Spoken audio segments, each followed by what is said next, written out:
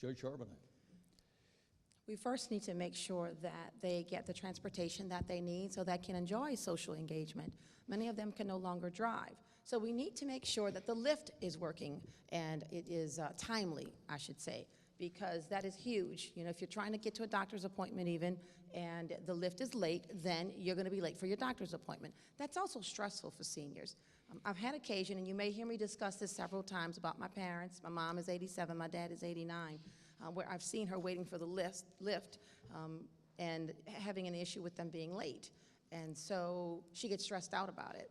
And that's certainly not what it should be. That should not be the experience for them. But we have to make sure we have really excellent senior centers. You know, the Sanchez Center in the Ninth Ward is an excellent example of what it can really be. It's a beautiful building. It provides services, lunches. I've called bingo over there. When you see these seniors interacting with each other, they're happier. It's better for their health. So making sure they get out and socialize is huge, because one of the biggest negatives, I should say, of getting older and older is that people feel lonely quite often, and you've got to remove them from their same environment and let them. And how do you accomplish all of this? You make sure you have the funding in the budget. You know, we have what, $917,000 was budgeted for the Council on Aging. If we can assist them with more money, then we can also make these senior centers better, because they're a part of the funding for that. All right. Now we turn to Danny Monteverde for another question from social media. Danny?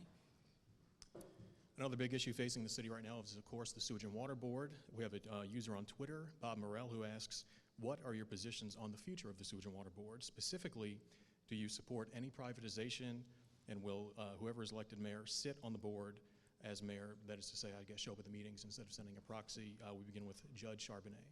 I will be the president of the Sewage and Water Board, and I will be at the meetings. It is too crucial of an issue for me to miss any meetings. In terms of the structure, in terms of the structure of Sewage and Water Board, the director of Sewage and Water Board, as I've said many times before, will be a licensed professional engineer who understands the intricacies of operating the Sewage and Water Board. I would like to see more professional licensed engineers on the board. I believe it was a mistake to take the council members off the board. Council members are the eyes and ears of the public. They represent them, they hear their complaints, so they can certainly represent them at the board. So those are some of the changes I would make. We would certainly not have routine maintenance during hurricane season. We're going to fill the jobs that are there so that we can have people employed and the pumps working. The main thing for people to feel, and these citizens, is to know that those pumps are working when it's raining, and that is my ultimate goal at the end of the day, to drain the water. Do you support privatization? No. Okay. Same question for Councilwoman Cantrell. Definitely, I do not support privatization. I think with the amount of jobs that we have to create here in our city, it's a great place to build capacity amongst our people and connect them to these jobs. The 350 vacant jobs, for example, that are open now, even right now we don't have a director in place. We have openings for a chief operating officer, a chief financial officer, and a project manager. Definitely having individuals with the skill sets and core competencies, an engineer leading the Sewage and Water Board. It's a management issue as well. We need effective leadership that is nowhere right now. In regards to the governing structure as well, the city and our people do not deserve a faceless board. So having folks not only on the board, but again with the skill sets and core competencies needed to hold the Sewage and Water Board accountable.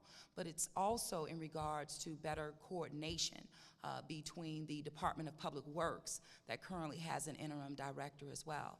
But I would shore up and improve the interagency collaboration that will build in better efficiencies and internal controls as it relates to both Sewage and Water Board and the Department of Public Works. If elected mayor, how hands-on would you be? Would you attend the meetings or send a proxy? Oh no, hands-on all the way, as I've demonstrated that I am, to get things done. Being in those meetings, I think the public deserves nothing less than that. And also being very open and honest about the existing conditions that we're plagued with. We have to be solutions oriented, and the only way to do that is to be intimately engaged in that process and working with my colleagues on the New Orleans City Council to ensure that the chairman of Public Works, Sanitation, and Environment has routine meetings with the Sewage and Water Board present to answer any questions they may need. All right, thank you. All right, now we're moving on to round 2, and in this round, each candidate is allowed to ask the other a question. The responding candidate will have 1:30 to answer. The candidate who asks the question will have 1:30 for rebuttal or response. And Councilwoman Cantrell, you can ask the first question. Sure.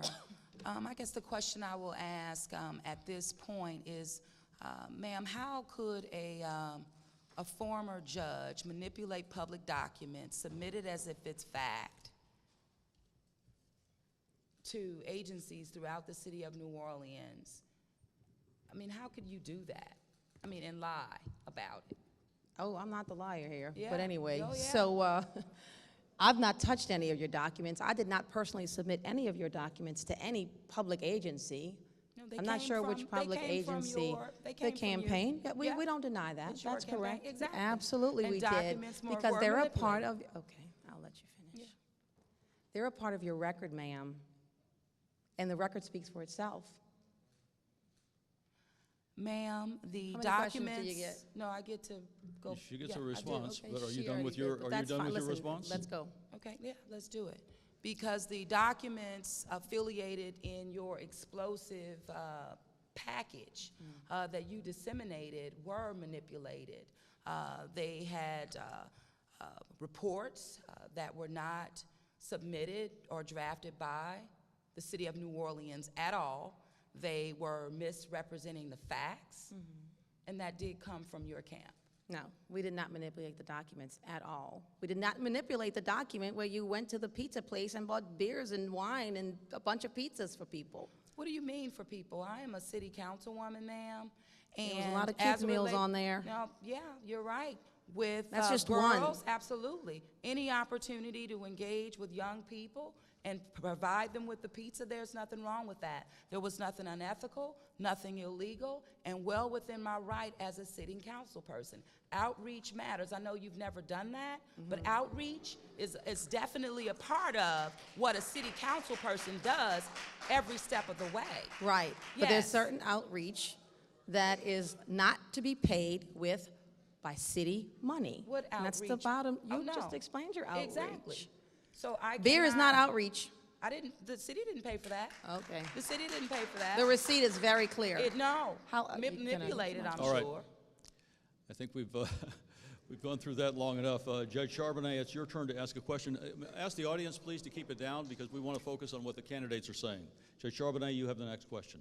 All right, so Ms. Cantrell, I'm going to ask you here and now in front of this audience and the listening public, are you saying that you have never, ever used your city credit card for personal use? What I am saying is that I have not had any personal gain from the use of my credit card expenditures while being a New Orleans City Council person. A personal gain? No, ma'am. Yeah, well, it's a personal gain No, when you ma'am. float a loan and you don't pay interest on a credit card for over 1,000 days. Well, that That's is- personal gain. Personal gain is being able to pay for something that you simply can't afford and letting the city taxpayers pay for it. That's personal gain. Buying an airline ticket at a government rate is personal gain if it's for personal use, which you've done time and time again. Well, the reality is there is no government price for a plane ticket. That's not that true. No, for the city of New Orleans, the council members, no, ma'am. We pay market. Yeah, well, not everybody can buy them and not pay the interest That's according over to you. many days. That's It's in the according to you, record, and your everybody's going to see manipulation. it. Your I did not manipulation of manipulate public- your documents. Yes, ma'am. Okay. Yes, ma'am. That little, remember in one of your little statements earlier about more pedestrian-friendly and having initiatives? One of the receipts that you wrote on there, campaign T-shirts, were actually to promote Don't traffic. accuse me of writing Yeah, that. you I did not write on It your was from your documents. I did not campaign, touch your ma'am. documents. I did not Yes, give them ma'am. to the media, Yes, the you media did. outlets at all. So I did not touch your documents. Yes, Any ma'am. document that went to the media was sent by the campaign, not by me. That's your campaign. I never, it's That's your funny that they campaign. orange and black T-shirts, That's your campaign. which is your campaign colors. Yeah, orange T-shirts that say traffic too, I'm traffic too. Yes, right. ma'am. All righty. We're Yeah. ready for round 3 now. This round will be a little less restrictive. Each candidate will have 4 minutes to respond to the question. As mentioned earlier, a citywide poll found the primary issue in this election for most people is crime and public safety. You have both made this a priority in your campaigns. Specifically, what will you do to bolster and upgrade the New Orleans police force? What qualifications do you want in your new police chief, or in your current police chief if you keep him? How will your administration reduce crime, and where will you get the necessary funding for all of this? Judge Charbonnet, we'll start with you. The police chief that serves the city of New Orleans under my administration will have a strong track record of reducing violent crime significantly. It was done before, it can be done again. After we hired Richard Pennington, he made a 50% reduction in violent crime in this city. Now, we have got to retain the officers that we have. Luckily, the mayor was able to garner a raise, a 10% raise for officers, so let's hope that that retains some of the officers there. We've got to have an aggressive recruitment program where we are getting back some of the officers that we have lost to other neighboring parishes and to new people that's coming on the force as well. This can be paid within the budget, within the general fund. The monies are there. I've dealt with crime every single day as a judge at municipal court for 10 years. Not only that, I've been able to deter people from the system.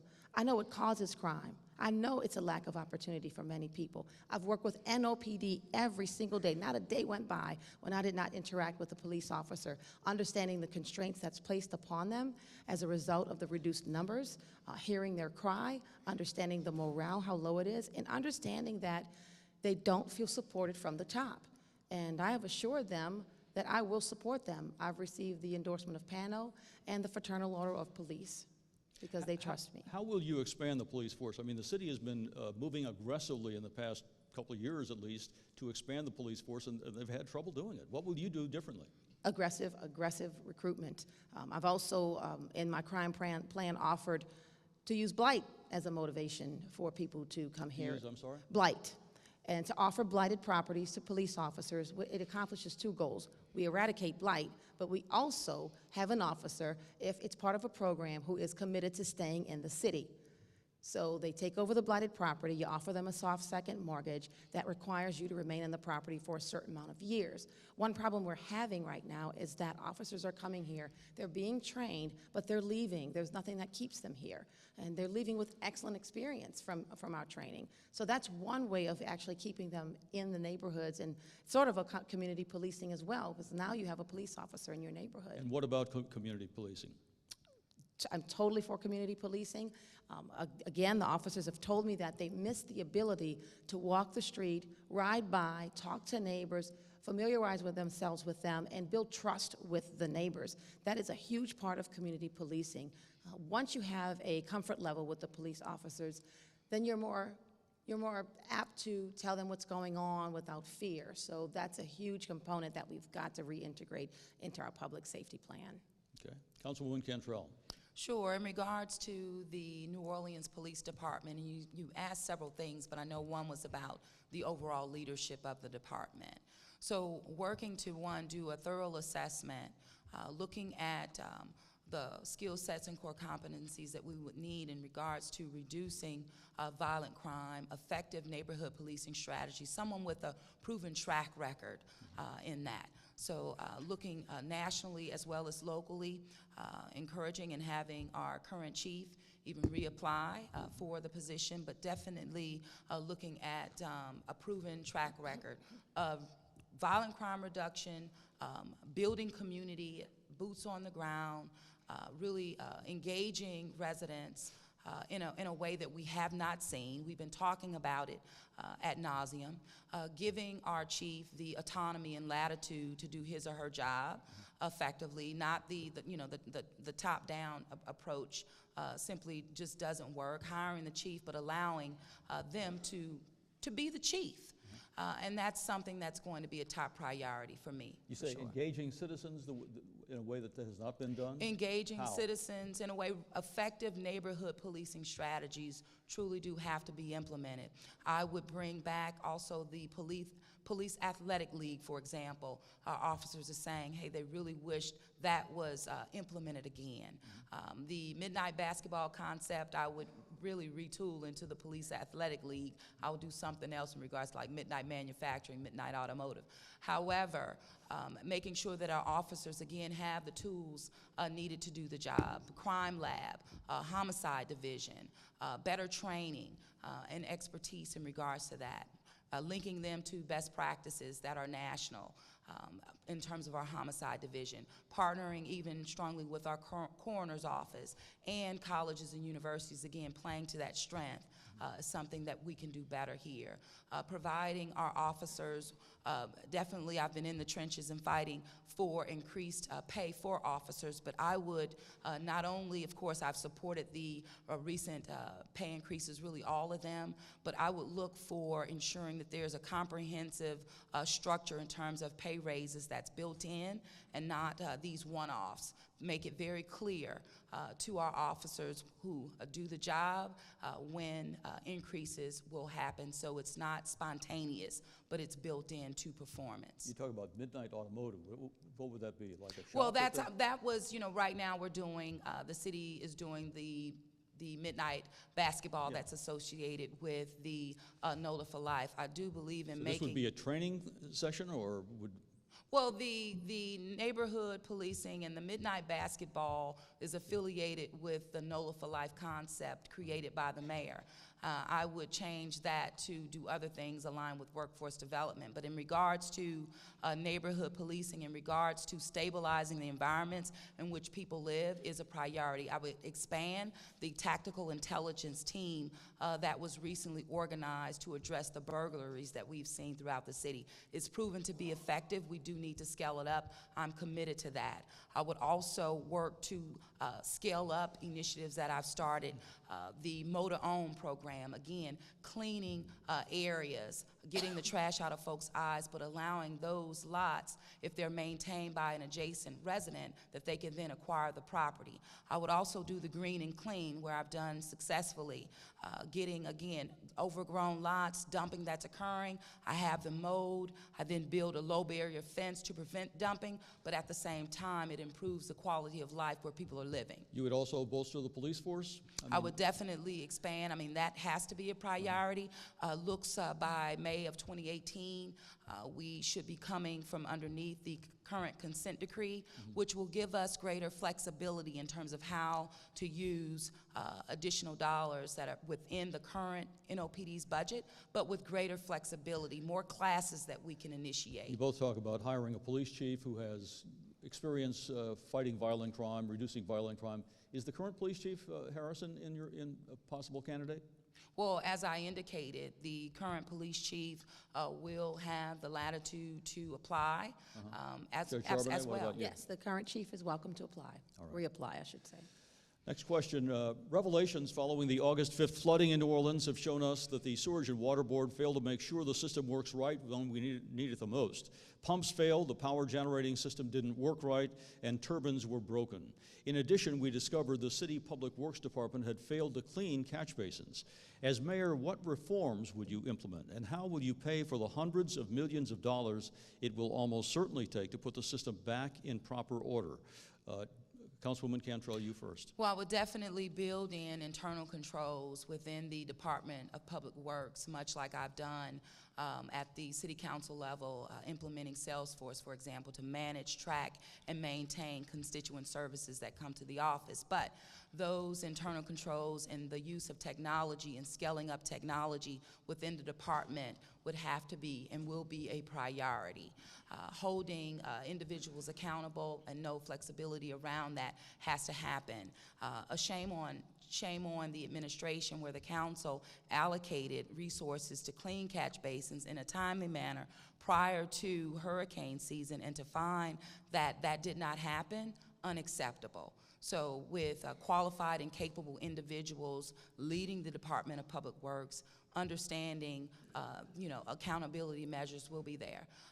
You asked something else in regards to how we will pay for it. Yes. So the assessments that are coming out now affiliated with the Sewage and Water Board will provide recommendations, and I would say that we do a thorough check over the report that we will get, be very open and honest to the public in regards to the existing conditions, but we will have to do some things differently. Everyone will need to put, some skin in the game, and I would ensure that greater flexibility with the tax dollars that are generated here in the city of New Orleans can come back to the city of New Orleans through the state, but initially creating an infrastructure maintenance fund and telling the state and showing them in real time that with this infrastructure fund in place, that it will provide the necessary assurances at the state level to where the city of New Orleans could not only receive the additional dollars that we'll be asking for, but will be using them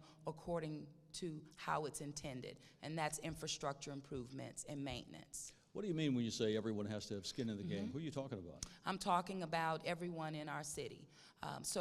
There has also been some talk in regards to a stormwater management fee, for example.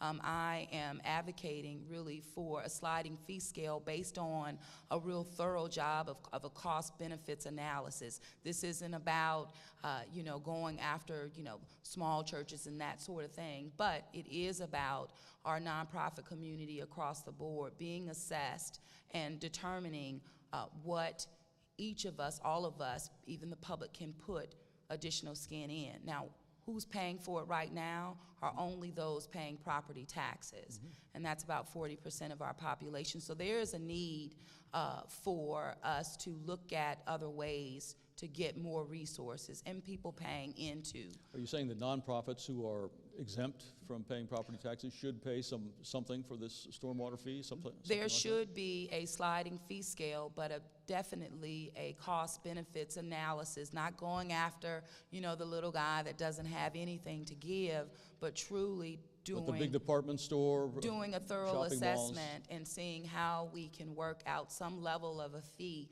or cost, that they would be able to pay. So you're saying there should be a fee, there should be some sort of fee that people pay. We're going to have to analyze that, but currently, based on what we have in place now, it can no longer be just on the backs of those paying the property taxes. And what about all of the bills that have gone unpaid for sewage and water board services? No, and in addition to that, what we're seeing is that like sanitation fees, our public they're not paying into it for this year because of the failures of the Sewage and Water Board. But it's also our people who are being, their bills are inaccurate, they are tripled and quadrupled, they're not accurate, and it is an additional burden on our people that we have to address.